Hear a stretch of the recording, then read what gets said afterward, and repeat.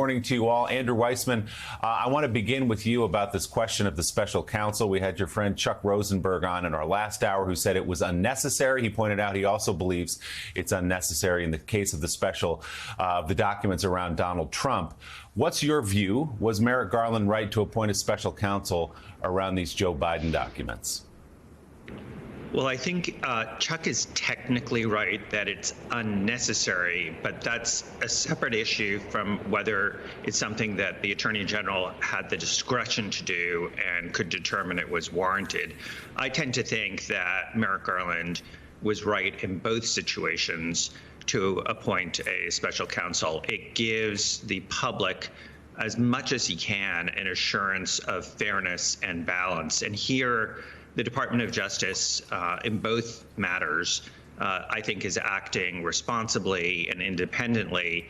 I think the real focus is on the White House. I think that we still have no evidence whatsoever that the current president did anything intentionally and willfully, let alone, as Mika pointed out, obstructed justice. So the two cases are likely to be quite different in the eyes of the two special counsel at the end of the day. And Peter Baker, we've been pointing that out this morning and all week, just cataloging the differences in these two cases. Chief, among the differences being that the Biden White House appears to have immediately handed these documents over to the National Archives when they were discovered, rather than obstructing the way Donald Trump and his aides did. But as you talk to your sources in and around the White House, first of all, why did it take so long for the public to learn about this? It was only a media report that discovered this. And how big of a problem do they view this to be? Yeah, I think that's right. Look, it's very different than the Trump case. There does not appear, as everybody has said, to be a willful obstruction in the same way that we have been talking about in Mar-a-Lago.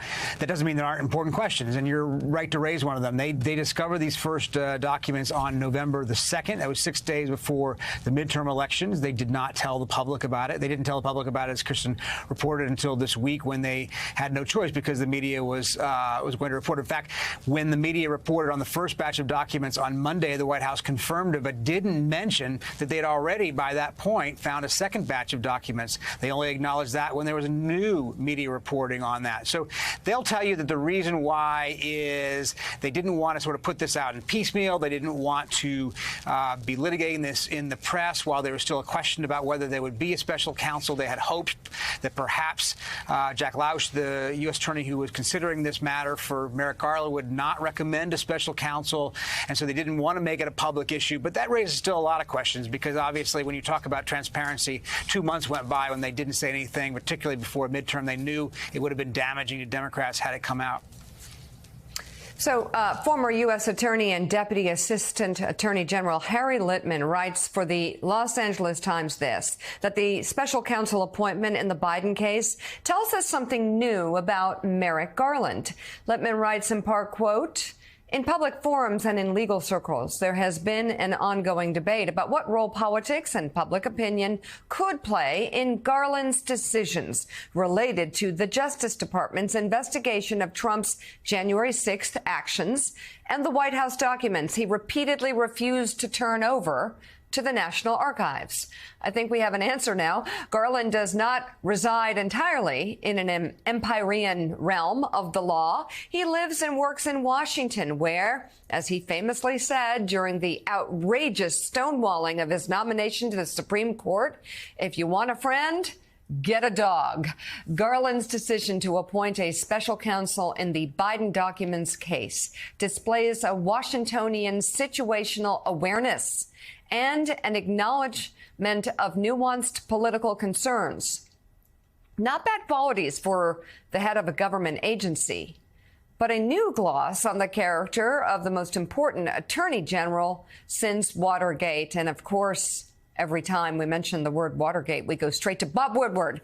Bob, I mean, personally, knowing these two men, the former president and the president, I believe that this will actually highlight what is so wrong about the Mar-a-Lago case, the willful intent to obstruct, the taking of the documents and placing them at Mar-a-Lago willfully. But what is the bar for a special counsel? And do you think the Biden case met it? Well, first of all, Mika, there's a great deal to be humble about in this because we don't know all kinds of things there, and leaping to conclusions. There's partial evidence. There's a very inexact chronology. All of this will get down to, though not necessarily legally, but practically and politically, what was the intent?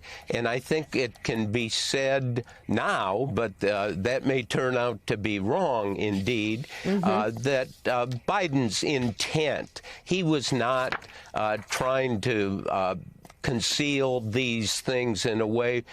In fact, for all we know, it may turn out that there was a Chinese spy who was washing and waxing his Corvette and reading all these documents for years or God knows what. And at the same time, there may be nothing like that. So the intent is really important. Now, in the question of Trump's intent, I've spent a lot of time over the years talking to him, done 3 books on him, and I think the business with the documents, frankly, is more of this Trump's view of the presidency. Everything is mine. I do what I want. Only I know. And it's this pattern of going his own way, whether that makes it illegal, whether there's some kind of active obstruction here. There is some evidence of that.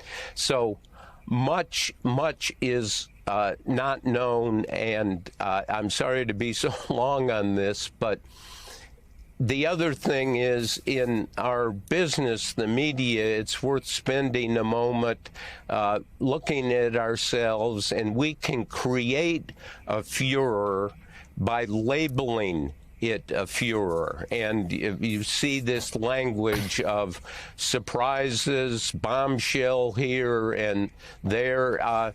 This may turn out to be much smaller, or it may turn out to be larger, because what hovers behind this is the Nixon case and Watergate, and that sense of when these things start, we only see in a very fragmented way the tip of the iceberg. So we're in for a long run. These things take a long time. Yeah. Bob is